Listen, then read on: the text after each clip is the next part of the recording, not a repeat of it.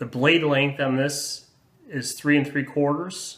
We have a closed length of 4 7/8. Overall weight of the knife is 7.2 ounces.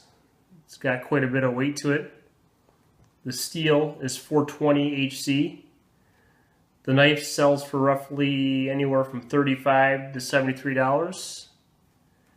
It is a lockback design. And just to go over some quick facts on the knife came out in 1963. Since then, there's been over 15 million knives made. It is one of Buck's most popular designs. It was designed to be as tough as a fixed blade knife. Yeah, and it's just an excellent knife.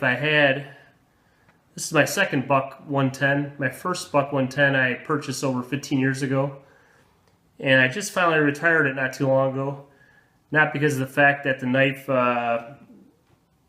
malfunctioned or fell apart, just because of the fact that I used the knife so much I wore the blade down. But I was so impressed with the first knife, I bought a second one. The knife comes with this nylon sheath here. And the nice thing about the sheath is that you could carry the sheath either horizontal or vertical.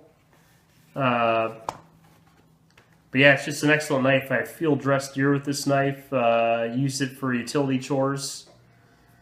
The blade has got a real nice hollow grind to it.